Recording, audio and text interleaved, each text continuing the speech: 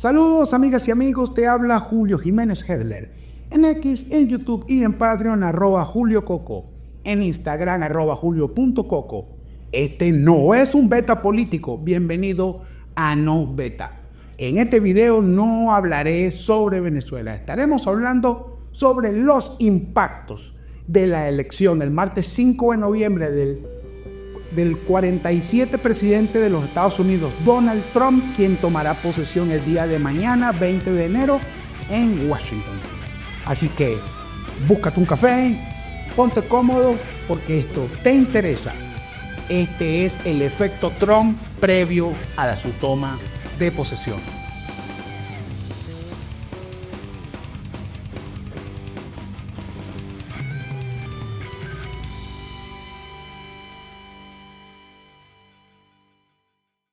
El presidente Trump es un hombre que se ha caracterizado por la polémica, por ser muy mediático, en la era de las redes sociales bastante activo, y en su transitar desde el mundo empresarial y el mundo comunicacional al mundo político, logró ser presidente de los Estados Unidos, y en su candidatura a la reelección fue objeto de muchísimos ataques, también de sus propios errores, y fue sucedido por el saliente presidente demócrata Joe Biden. Pasaron 4 años, pasaron muchísimas cosas, entre ellos un atentado mortal fallido en su contra, y así obtuvo de nuevo por segunda vez la presidencia de los Estados Unidos de América, con un nuevo aire, con nuevos equipos, con un movimiento propio dentro del Partido Republicano. Y ya sabemos, y lo he comentado en videos de beta político sobre Venezuela, ha ido designando en los cargos clave del gobierno federal personas que tienen también opiniones muy fuertes y muy polémicas, no solamente de la política doméstica y de la ideología en general que profesan, sino con respecto a casos específicos que ocurren en diversos países, digamos, conflictivos del planeta. Y en este momento te vamos a hablar del primer efecto Trump que se vio luego de su reelección el martes 5 de noviembre, y es lo que ocurrió en Siria, en Medio Oriente, y por allí vamos a comenzar.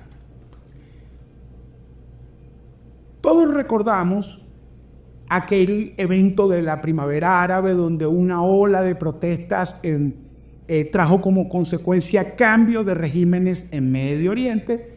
Estos regímenes nuevos, algunos salieron bien, otros no salieron tan bien, y en esta ola entró Egipto, entró Túnez, por poner algunos ejemplos. Pasó lo que pasó en Libia, que aunque está en África es un país musulmán.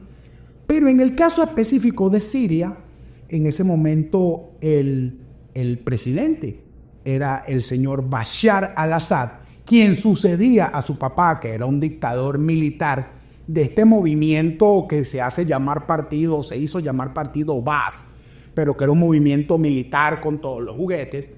Pero ante la primavera árabe, Bashar al-Assad abrió un rostro igual o peor al de su padre, con intensas represiones, incluso usando armas químicas contra manifestantes. Eso trajo como consecuencia el inicio de una guerra civil que terminó en diciembre del año pasado, en diciembre de 2024, tras 13 años. El tema es que en el medio de esa guerra surgió el Estado Islámico de Siria e Irak. Creo que en la historia que conocemos es el movimiento terrorista más peligroso y cruel que hemos conocido, pero que a su vez era contrario al régimen Baas, a Bashar al-Assad. Entonces, siendo Bashar al-Assad quien combatía y combatió a ISIS, recibió el apoyo de todo el mundo occidental, pero también de Rusia, y en efecto ISIS fue minimizado a su mínima expresión. Esto empoderó e hizo casi que indispensable a Bashar al-Assad, y una vez que ISIS es derrotado, volvió a mostrar su verdadero rostro, que era una alianza muy fuerte con Rusia y con Irán. que Irán es un super caso, ¿no? El tema es que en esa guerra civil fue una guerra étnica, donde distintas etnias de distintas facciones, no solamente religiosas, sino sanguíneas, incluso entraron en un conflicto sumamente cruel que Bashar al-Assad venía ganando consistentemente en el campo militar, en el campo de la represión, no solamente por sus usuales crímenes de guerra, sino por el apoyo principalmente ruso, el apoyo iraní, de Hezbollah y de otro conjunto de facciones que se enfrentaron entre sí. Esto trajo un desgaste, muchos intentos de cese al fuego, muchas masacres, pero el año pasado, a finales de año, luego de la victoria de Donald Trump, los insurgentes lograron tomar la capital de Siria, de tomar Damasco, y depusieron al dictador, quien salió al exilio y está ahorita bajo protección y asilo en Rusia. En esto hay un nombre que para nosotros hay que tomarlo en cuenta, y un señor que se llama Ahmed al-Sharaa, que ahora usa su nombre real porque su nombre de guerra era Abul al-Golani, que es toda una joya, pero hoy es el presidente, el líder de Siria, y fue el líder de la insurrección última que depuso al tirano al-Assad. Ahora, ¿qué pasa con el ex al-Golani, ahora al-Sharaa?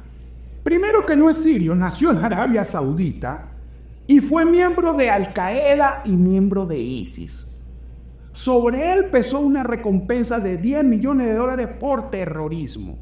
Y Estados Unidos logró capturarlo y estuvo preso 5 años, desde 2006 hasta 2011, cuando fue liberado. Y cuando fue liberado, volvió a la insurgencia total y directa contra Bashar al-Assad, pero no solo desde el ángulo militar, sino del ángulo político. Y se hizo líder de la oposición. Con las armas pudo nuclear un mayor número de facciones étnicas y religiosas en el intermedio que que la invasión de Putin en Ucrania minimizaba el apoyo ruso al régimen de al-Assad y logró la victoria este diciembre de 2024. Y está gobernando de manera pacífica. Ahora se occidentalizó, incluso usa traje. ¿Por qué efecto Trump? Porque es evidente que hubo una negociación con ex al-Golani, ahora al-Sharaa, desde que estuvo preso y lo soltaron para que tumbara al-Assad. Le ofrecieron un conjunto de apoyos y en este momento está gobernando con el apoyo directo de los Estados Unidos y la Comunidad Económica Europea.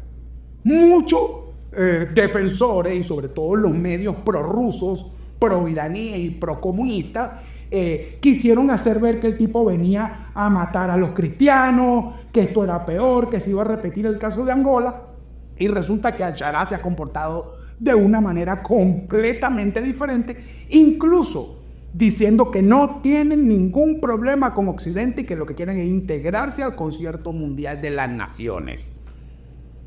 Se esperaba incluso, no que fuese invitado a la toma de posesión de Trump, pero sí que tuviese ya contactos formales, públicos y declarados con la administración Trump, lo cual es perfectamente posible en el futuro cercano. Yo no metería las manos en fuego por al-Sharaa, o sea, el tipo fue de Al-Qaeda, el tipo fue de ISIS, pero tampoco es defendible ni era defendible el régimen de Bashar al-Assad. Ahora, lo poco que nos llega de acá, y por eso aprovecho de informarte, es que este tipo de cambios se están dando porque hay un cambio geopolítico total con la victoria de Donald Trump.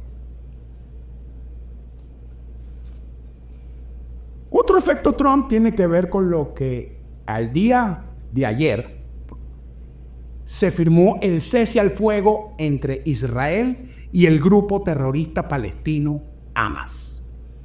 Y se firmó un cese al fuego luego de una guerra que inició con un ataque terrorista brutal de Hamas en territorio israelí. Y la respuesta israelí fue la ira de Dios, como ellos mismos lo calificaron. Y así fue, al punto que Israel empezó una andanada completa contra los terroristas del Medio Oriente, porque no solamente fueron por Hamas, fueron por Hezbollah, están están en conflicto con los yemeníes y directo contra Irán, por supuesto, porque tras todo esto está el expansionismo de la teocracia iraní.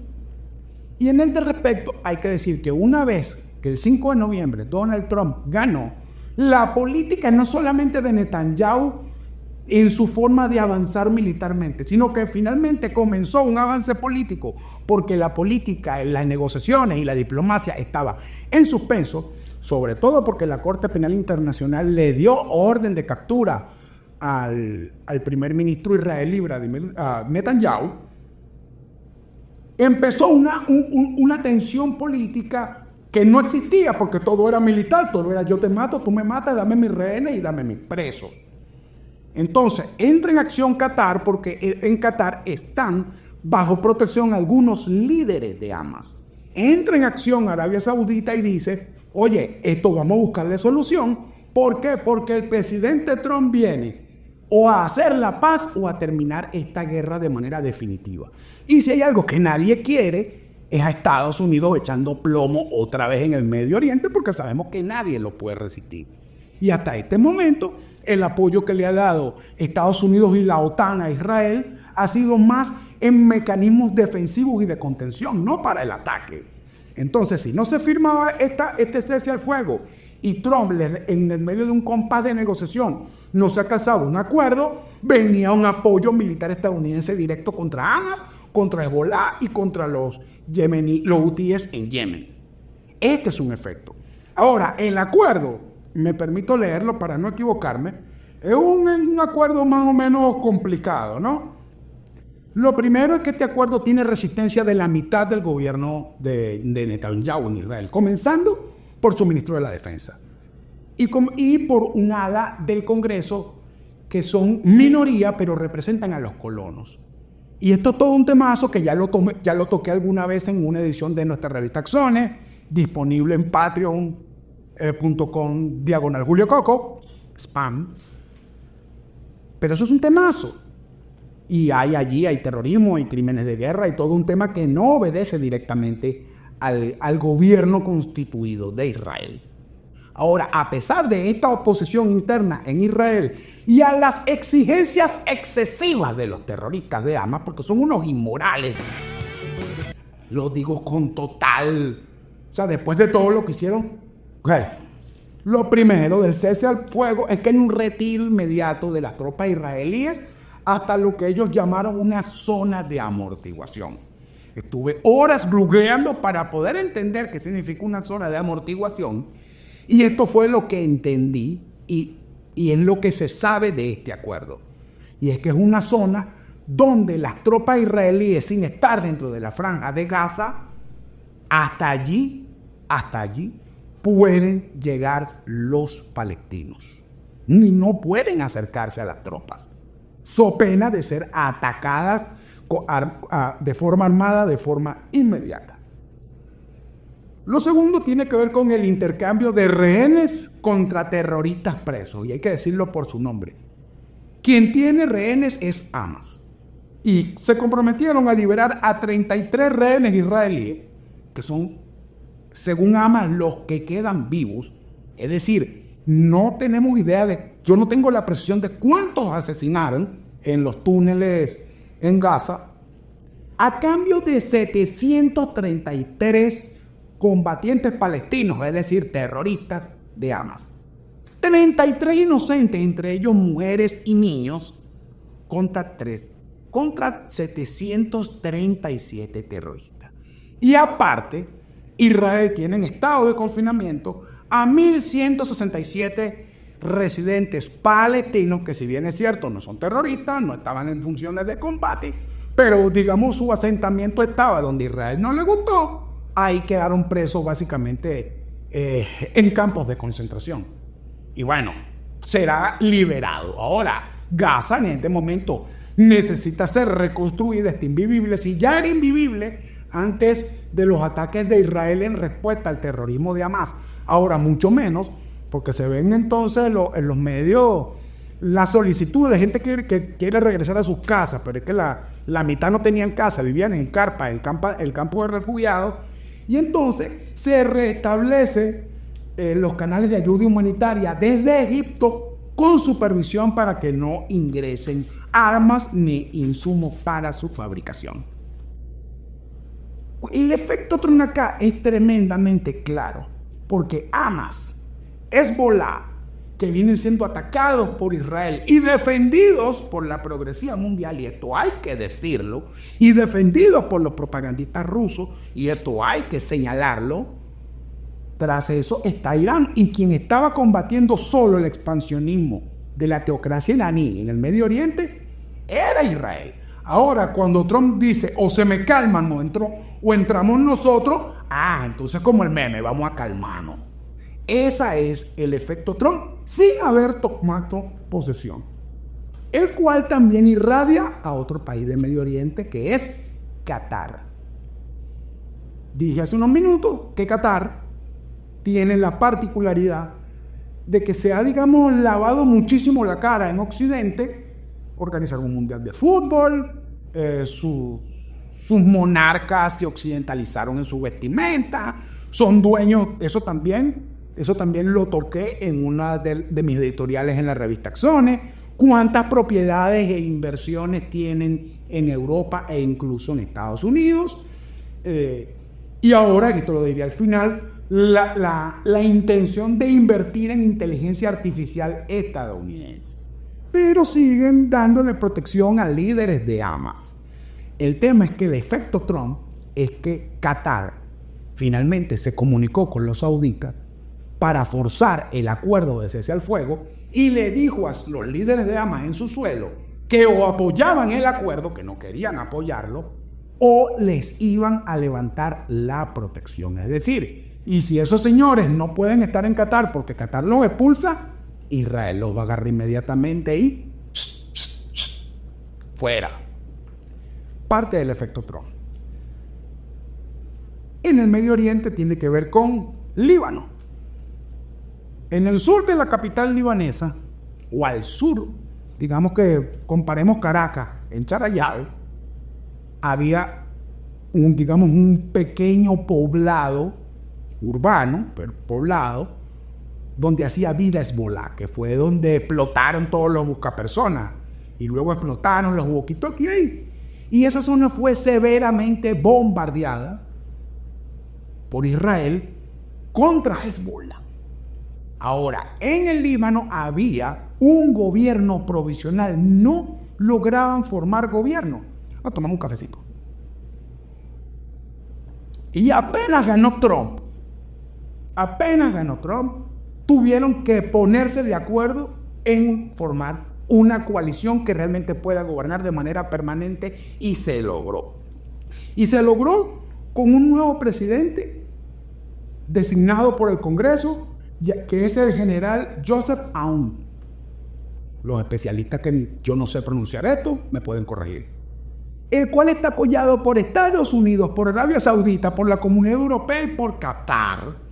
Fíjense ustedes, quienes están absolutamente en contra de Irán. Este general ha decidido tener como política de Estado no dar protección ni ayuda de ningún tipo a Hezbollah, ni como corredor de armas desde Irán, que pasan desde Irán hasta llegar a Palestina, que no va a haber un corredor de armas. Y es, en este momento, fíjense ustedes, el nuevo presidente del Líbano es garante del acuerdo del cese del fuego de de Hamas con Israel. Todo esto, ¿por qué? Y estas vienen, que son negociaciones que incluso fueron públicas, muy criticadas en su momento, y algunos exfuncionarios de la primera administración de Donald Trump sabotearon este intento de tener un gobierno en el Líbano que fuera realmente nacional y nacionalista, y que a su vez no permitiese el terrorismo ni el expansionismo iraní. Y Trump no ha tomado posesión. Vamos a este lado del mundo, a América. Efecto Trump, Canadá. el primer ministro de Canadá, Justin Trudeau, dimitió al liderazgo de su partido, que es el Partido Liberal. Sigue siendo primer ministro y seguirá siendo primer ministro hasta que el Partido Liberal conforme una mayoría en el Congreso que nombre un presidente provisional hasta las venideras elecciones. ¿Por qué cae Trudeau? Esa es la pregunta. Varios factores. Bueno, vamos a buscar, digamos, lo más noticioso que nos llegó a los venezolanos por las redes sociales. Hace algunos años hubo un paro de camioneros en Canadá, que por cierto todos son Trump supporters. A pesar de ser canadienses, apoyan a Donald Trump. Allí, la derecha, sobre asuntos eminentemente económicos, más algunos culturales, viene rechazando y reaccionando sobre la agenda excesivamente progre de Justin Trudeau. Al punto que, con un conjunto de medidas de aumento de impuestos, de cercenamiento de libertades y de penalización del sentido común, y esto hay que decirlo, trajo como consecuencia fracturas internas en su partido y aparece el nombre de una líder del Partido Liberal, que es la señora Chrystia Freeland. Repito, no conozco el idioma, si se pronuncia de otra manera, agradezco la corrección. Quien era una persona fuerte en su gobierno, le dice hasta aquí, no te apoyo más. Y este conjunto de reformas que están haciendo no se pueden hacer. Y por otro lado, tienen al frente al Partido Conservador, a la derecha, con un nuevo rostro y creciendo, que es el señor Pierre Poilievre. Repito, no sé cómo se pronuncia, me pueden corregir. Me pueden dejar un videito en Twitter en la respuesta a este video diciéndome cómo se pronuncia. Quien, por cierto, su esposa es venezolana y probablemente sea el próximo primer ministro de Canadá. Es decir, es posible que una venezolana sea la primera dama de una de las 7 potencias mundiales, valga la cuña. Y este señor Pierre no es ese tipo de derecha conservador clásico que conocemos. Primero es un tipo joven, es un tipo fresco, es un tipo que tiene contacto directo con la gente. Es más, cuando uno lo ve haciendo campaña, se ve que la esposa es venezolana porque anda tocando puertas y haciendo cosas y hablando con la gente, haciendo pequeñas reuniones en comunidades. Incluso en el extremo invierno en el norte de Canadá, para allá se fue a hablar con los camioneros. Y el tipo realmente tiene un buen desarrollo lingüístico y está muy apartado de las loqueras conspiranoicas de la derecha que hace mucha bulla en las redes sociales. Este es un tipo serio.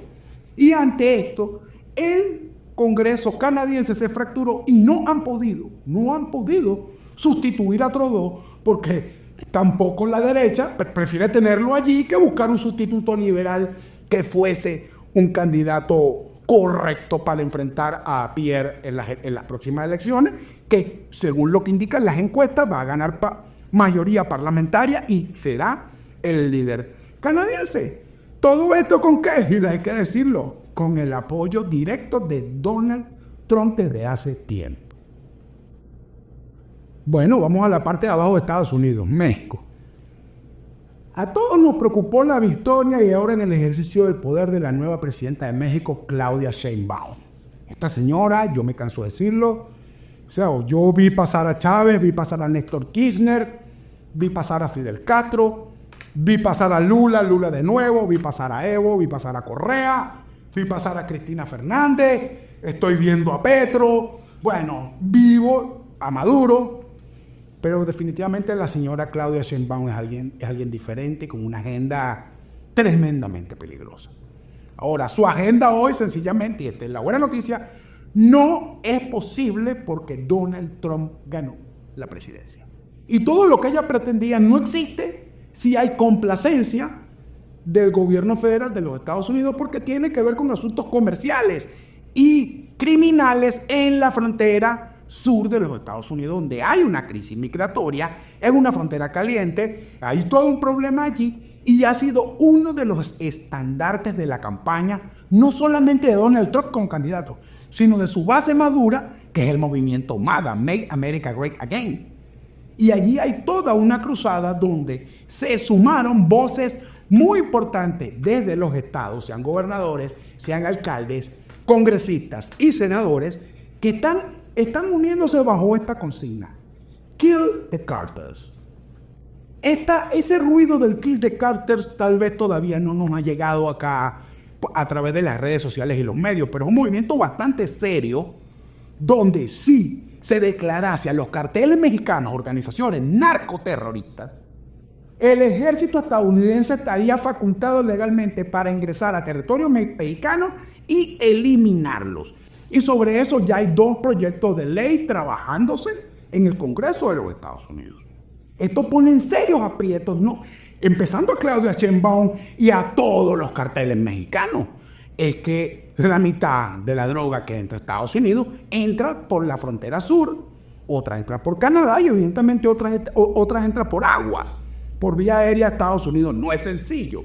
Pero en este momento, con esta realidad, ¿qué es lo que ha hecho Sheinbaum? Disminuir las tensiones, que disminuya la violencia de los carteles mexicanos en la frontera, como que pórtese bien, no hagan nada para que no les digan que son terroristas, porque si el ejército mexicano, aunque quisiera defender a los carteles, no le aguanta 5 segundos de un round a los marines estadounidenses, y mucho menos vía terrestre en su propia frontera. ¿Ok? Panamá. Y vamos porque recuerden que Trump hizo algunos chistes que fueron tomados en serio, pero tras todo ello tenía su punza. Dijo que iba a tomar Canadá. Todo el mundo sabe que eso es imposible, pero fue para trolearse a Justin Trudeau. Y habló de Panamá. Y esto sí es un temazo. Y por cierto, tengo un editorial pendiente al respecto porque es algo de lo que me he preocupado en informarme, no solamente por lo político y geopolítico, sino por lo científico. Y es que el Canal de Panamá, que es el puente marítimo comercial del Océano Pacífico con el Océano Atlántico, el más importante de América, está en problemas tecnológicos, está en problemas de ingeniería. Hay un problema de desinversión sistemático sobre el Canal de Panamá y sobre la cuenca acuífera que nutre de agua al Canal de Panamá. Y para hacerle el mantenimiento al canal, actualización tecnológica y recuperar correctamente la cuenca que surte de agua al canal, hace falta invertir una cantidad de dinero grosera. Tanto que los medios de comunicación especializados y revistas especializadas que consulten sobre el tema no pueden ponerse de acuerdo en una cifra mínima de cuánto dinero se necesita. ¿Cuál es el problema? El problema es que ese canal fue construido con capital estadounidense, con un contrato donde básicamente el canal, no solamente desde el punto de vista económico, sino desde el punto de vista político y de soberanía, era de Estados Unidos durante 10 años, 100 años. Y la caída, o mejor dicho, esa invasión que hizo Estados Unidos, donde se llevó a Noriega, al dictador Noriega, no fue porque Noriega fuese narcotraficante, que sí lo era, y no porque fuese un corrupto, porque sí lo era, y no porque fuese un dictador, porque también lo era. Fue porque estaba violentando el contrato del Canal de Panamá y pretendía usar el Canal de Panamá como sitio de paso estratégico contra los Estados Unidos. Invadieron más de 3.000 muertos, que por cierto eso todavía pesa dentro de la cultura panameña, en contra de los Estados Unidos, no a favor, pero fue porque el canal es un asunto estratégico. Ahora, las empresas estadounidenses no quieren invertir en la recuperación y actualización tecnológica del canal ni en la cuenca porque la tasa de retorno de lo que inviertan es negativa. O sea, la cantidad de dinero que hay que meterle a eso contra la ganancia, eso no da ganancia. Pero desde el punto de vista estratégico, que no tiene valor, que no tiene precio, sino que tiene mucho valor, las empresas no les importa eso, solo importa a los gobiernos y sobre todo desde el ángulo de la seguridad. Y ahí es donde entra China, que entiende que el dinero es un medio para acceder y ejercer el poder, no al revés. China está ofreciendo meter el dinero a cambio de 2 cosas: que le den concesiones y libertad sobre el Canal de Panamá, es decir, que un barco chino lleno de armas puede pasar sin ninguna fiscalización y sin que se le informe a Estados Unidos, por poner un ejemplo, y con la promesa de que se haga un segundo canal construido por China en el mismo entendido del contrato de los Estados Unidos. Es decir, China hace un segundo canal y ese canal es de China por 100 años. Por eso es que Trump señaló un problema que es gravísimo para todo el mundo occidental, no solamente del ángulo comercial económico, sino desde el ángulo estrictamente militar. Ha sido señalado por muchos líderes del Pentágono, por generales de la OTAN, incluso de Alemania, hablando del Canal de Panamá. Y tenemos este problema que parece no tener una solución porque el gobierno de los Estados Unidos aún no puede meter directamente el dinero, sino las empresas. Ahora, ¿cuál es el efecto Trump al decir todo esto que dijo sobre Panamá? Un poco de inversionistas estadounidenses se están poniendo de acuerdo a ver cómo hacen para atacar el problema el problema inmediato con algunas inversiones de cara a frenar esa negociación de Panamá con China. Trump también se refirió a Groenlandia y cuando yo leí los tweets y lo que dijo la gente, yo me reí al principio. Yo dije, bueno, este tipo se volvió loco, que va a tomar Groenlandia. Y como yo tomé como costumbre no reaccionar a esas noticias, me puse a investigar. Y sí, fue un sarcasmo de Trump que esconde algo tremendamente poderoso. El actual primer ministro de Groenlandia, siendo Groenlandia parte del reino de Dinamarca, se llama Mute Bunop. No sé cómo se pronuncia, no sé si es en francés o en danés. Corrígenme lo que saben. Este señor llegó a la presidencia por liderar un movimiento de la independencia de Groenlandia de Dinamarca. Y ha pactado, porque este señor es, digamos, de izquierda moderada, de centro izquierda, pero más para el centro, pero pactó con derecha de Dinamarca, que es nacionalista y que también es pro independencia, y tiene mayoría absoluta en el Congreso de Groenlandia en este momento.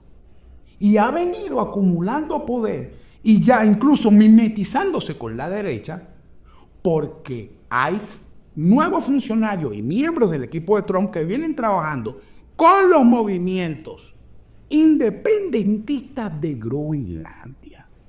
Así que el asunto no es que Trump a punta de billete va a comprar Groenlandia ni la va a invadir militarmente para que sea otro estado de los Estados Unidos. No. Todo parece que un conjunto de líderes de países occidentales van a impulsar de forma definitiva la independencia de Groenlandia. Y yo creo que con el apoyo militar estadounidense dudo mucho que Dinamarca pueda hacer algo para frenar esa independencia. Seguimos en América. Cuba. La última jugada de Biden en café.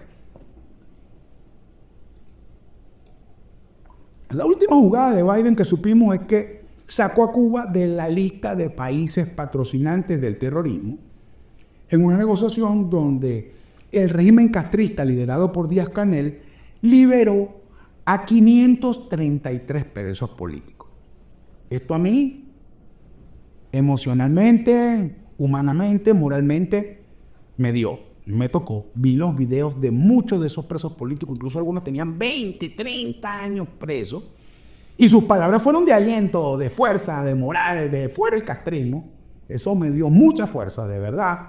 Gente brava, hermano, gente brava.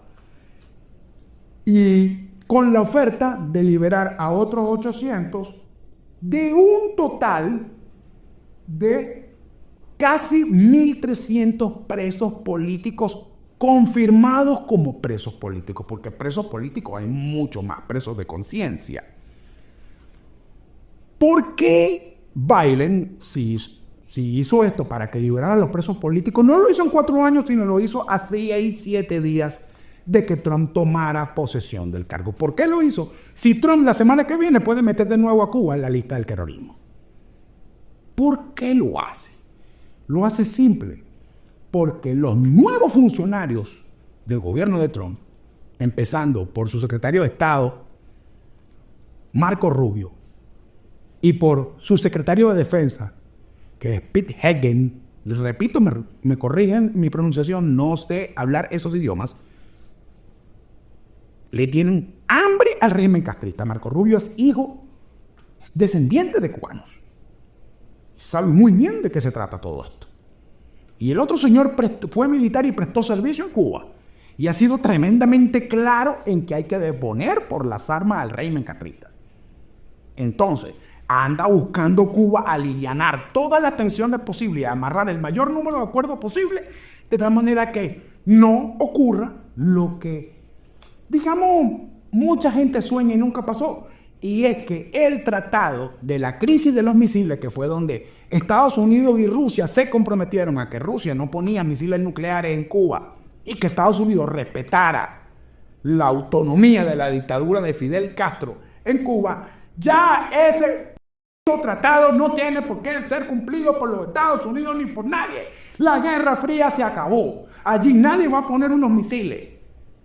Y no puede ser que Díaz-Canel siga viviendo de un tratado de hace 60 años que no tiene vigencia alguna ni tiene razón de ser.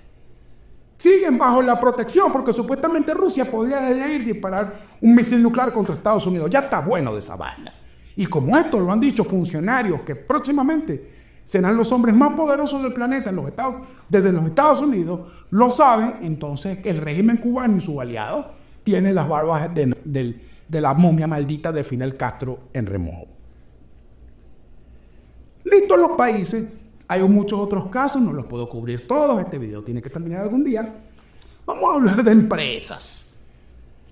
El día de ayer, según un dictamen y un proceso judicial en la Corte Suprema de los Estados Unidos de América, TikTok, la famosa red social, acaba de ser prohibida y debe ser vendida. Prohibida dentro de los Estados Unidos. ¿Por qué está prohibida TikTok? Y esto viene desde la primera administración de Trump. Y está siendo prohibida en varios países.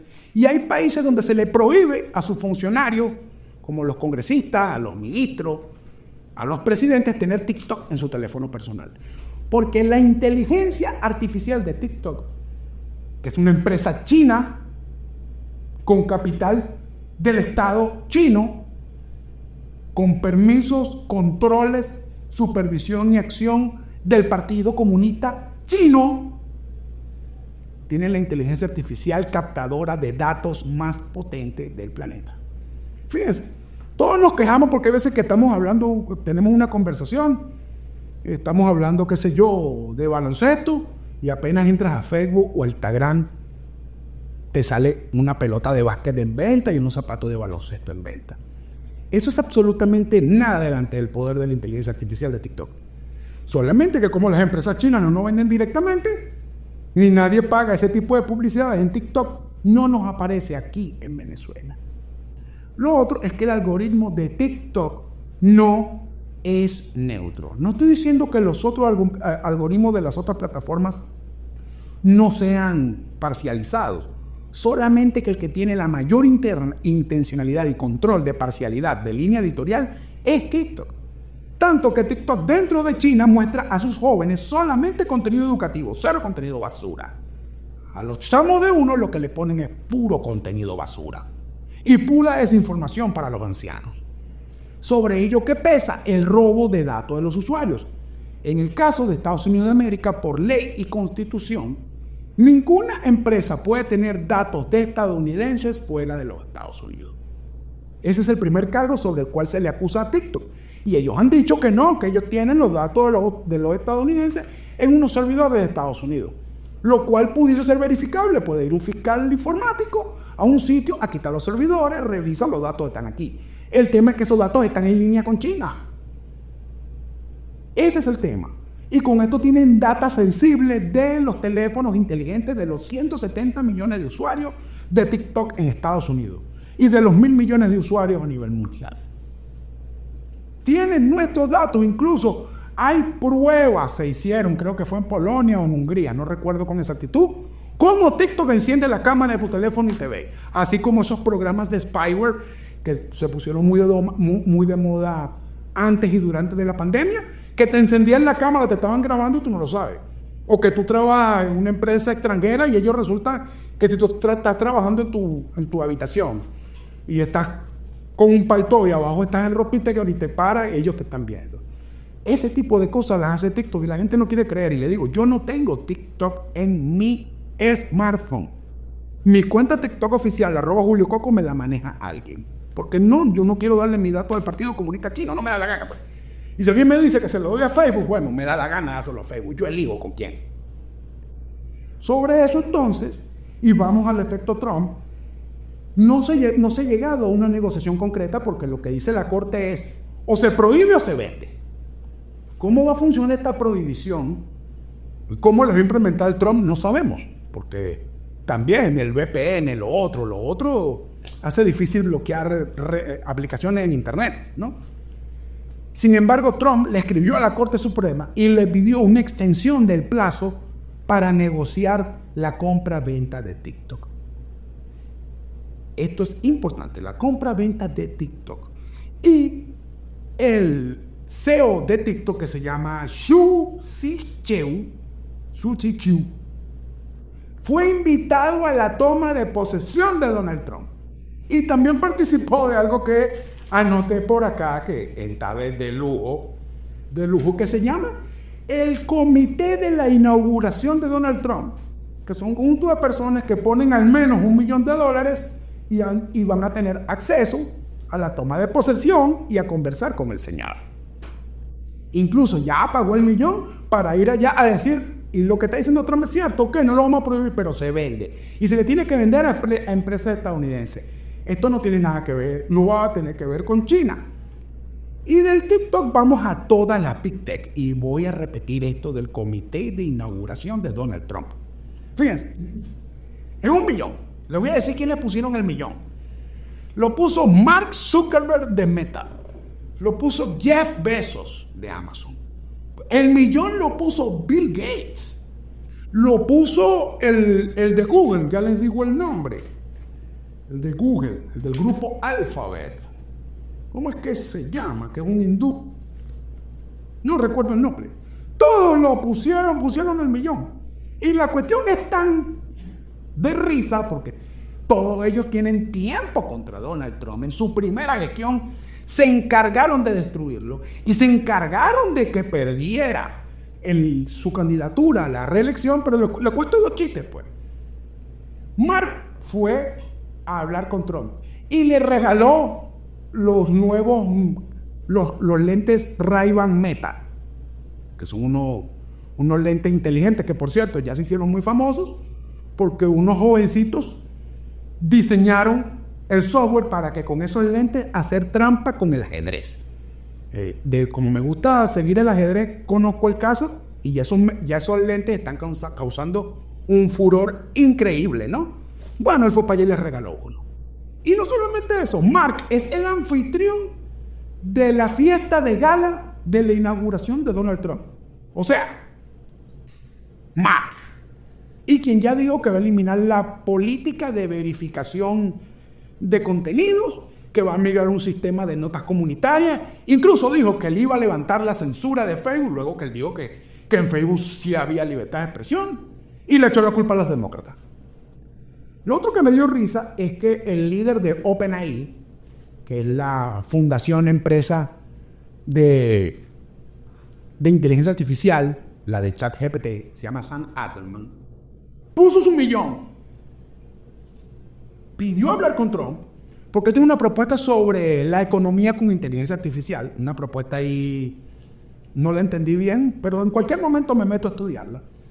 Pero lo que me dio risa es que no solamente a Sam Altman, sino a todos los líderes de la Big Tech, con excepción de Elon Musk, recibieron una carta de la ex líder del Congreso por el Partido Demócrata, Elizabeth Warren, donde les digo de sapos y culebras porque estaban poniendo el $1 millón para el comité de inauguración de Donald Trump. Y Sam Altman sacó la carta, él la publicó y le respondió: pero cuando yo le di el dinero a ustedes no me mandaron ninguna carta de esa. Oye, hasta allá llegó el tema. Bill Gates, de Microsoft, fue y se reunió con Trump por 2 horas. Y salió hablando maravillas de Trump. O sea, yo digo, bueno, por un tipo que ha hecho de todo contra Donald Trump en estos años, fue y se reúne con él y, yo no sabía que este señor era así de chévere. Y salió diciendo que hablaron sobre específicamente el tema de la salud. Y entonces que Bill Gates le encanta lo que está proponiendo Robert Kennedy, que va a ser el próximo secretario de salud de Trump. Y uno dice, bueno, ¿y tú estos tipos? ¿Qué pasó? con los estandartes de la misión tecnológica y filosófica del futuro, que se están arrodillando con Donald Trump, sin ser aún, sin haber tomado la presidencia. Incluso Bezos, que no solamente es el dueño de Amazon, es el dueño del Washington Post, y se negó en contra de todo su equipo. Es más, despidió como el 70% de su equipo porque él dijo que el Washington Post no iba a apoyar la candidatura de Kamala Harris. Y gente de su confianza lo despidió. Bueno, si no te gusta esta broma es mía, dale. ¿Por qué está pasando todo esto? ¿Qué pasa? ¿Cuál es el efecto en las empresas de alta tecnología? Y me quiero detener en algo. En mi opinión, y me sumo con mi opinión a muchos filósofos, muchos intelectuales, muchos especialistas y muchos líderes, que separan lo que es un político de un estadista. Los políticos son los que están pensando en ganar las próximas elecciones, en prometer algo que no pueden cumplir, porque los problemas complejos tienen soluciones complejas y los problemas complejos no tienen soluciones rápidas. Y por eso que regularmente los políticos prometen cosas y cuando toman el gobierno la mayoría ni siquiera están preparados y no pueden hacer lo que prometieron. En cambio, los estadistas tienen una visión generacional. Y voy a poner algunos ejemplos de Estados Unidos. O sea, lo que los estadounidenses llaman sus padres fundadores, lo que hicieron esa constitución, Washington, el otro. Esos tipos tenían una visión de lo que iba a ser su nación dentro de 100, 200, 300 años. Y por eso que uno lee la constitución estadounidense y tiene tantas cosas vigentes. Ellos no estaban pensando en ganar las próximas elecciones, no estaban pensando en que la gente les tuviera cariño, no, ellos estaban pensando en qué construir. Y si hay algo que yo he venido criticando consistentemente en los últimos 10 años, es la ausencia de estadistas positivos. Porque estadistas negativos hay. Quien niegue que Vladimir Putin es un estadista no entendido. Lo que pasa es que es un tipo malo y es nuestro adversario y nos ha hecho daño. Xi Jinping, el presidente de China, es un estadista. Ese tipo está en otra broma. Ellos están metidos en el asunto de que China sea la primera potencia mundial antes de que termine este siglo. Él no está pensando, bueno, ahí no hay democracia, mucho menos va a estar pensando, ni Putin tampoco en pensar en las próximas elecciones. Y tienen sus planes y le echan pichones a eso y son consistentes. Ellos no están como los de acá, que están en cómo gano y cómo me mantengo en el poder. Estos tipos andan en otra cosa. Con esto no quiero decir que yo crea que Donald Trump es un estadista. Lo que creo es que estamos en un momento donde la crisis interna de Estados Unidos, donde los asuntos globales están demandando, el planeta demanda un estadista en la cabeza de los Estados Unidos de América. Y en esa demanda se suma la gente del billete. Y la gente del billete, por más que le pueda tener rabia a Trump, entiende también que necesitan un nuevo tipo fuerte en el poder que contenga la avanzada China y la avanzada del Medio Oriente, o que ellos se vean beneficiados de todo esto. Pero ya no pueden seguir en la guerra contra Donald Trump porque la perdieron y de paso este será el último mandato posible de Donald Trump. Ya no tiene sentido una guerra contra él. Entonces ahora medio planeta que lo odiaba hoy están en una fila para acariciarle el escroto a la peluca sagrada. Esa es la realidad. Y fíjense, cierro este video para el efecto Trump con algunas cosas de su juramentación. La primera, esto lo aprendí hoy, yo no lo sabía. Es tradición en los Estados Unidos que la juramentación del presidente frente al Congreso, en las escalinatas, delante de la gente. Y que las pocas veces que no ha sido así, es porque el clima no lo permite. Y en este momento en Washington están haciendo temperaturas por debajo de los menos 6 grados centígrados. Y entonces el equipo de Trump, en coordinación con el Congreso, que es de mayoría republicana, acordaron hacer la ceremonia dentro del Congreso, que es más pequeño, por el frío, pero es que hay más. A esta hora, a la hora de la grabación de este video, hoy que es 19 de enero de 2025, hay protestas frente a la Casa Blanca porque el presidente que se va a juramentar ganó. Personas que no creen ni quieren democracia acusan de tirano al que ganó legal y legítimamente. Lo segundo es que en la juramentación de Trump y en los actos protocolares. Y en todo esto de las galas, eventos, fiestas, reuniones que va a haber, porque esto es todo un suceso, viene el club de los más odiados de la progresía mundial. Les voy a nombrar algunos. Por América, para la toma de posesión, invitados por Donald Trump: Javier Milei de Argentina, Nayib Bukele de El Salvador, Jair Bolsonaro, expresidente de Brasil, Santiago Peña, presidente de Paraguay, Daniel Noboa, el presidente de Ecuador. Y sobre este último, que junto a Bukele tienen guerras directas contra el narcotráfico y contra la delincuencia organizada. Y estos tipos, los medios de comunicación y la progresía mundial los odian. Los odian. Ahora, de los progres ninguno. Lula fuera. Petro fuera. Es más, de Petro Trump se expresó horrible. Es más, nos invitaron a la presidenta de México y la presidenta de México dijo: no, es que eso no se acostumbra. ¿Cómo que no se acostumbra? Por supuesto que los presidentes invitan presidentes para su toma de posesión, ¿vale? Así ahora sí. De Europa, encabezada por la presidenta de Italia, Giorgia Meloni, Víctor Orbán de Hungría, Nigel Farage, que es el líder de la derecha del Reino Unido, Santiago Abascal, que es el líder de Vox por España. A Pedro Sánchez ni a nadie del PSOE lo invitaron. La derecha alemana no fue invitada porque eso es un temazo que yo creo que Trump evitó meterse allí, sobre todo con todo lo que viene con su propuesta política de reformas en la OTAN. Pero aquí también dice que entonces están los que están pagando $1 millón para salir en la foto y servir los tequeños. Y están los que van a recibir los tequeños, que son estos señores.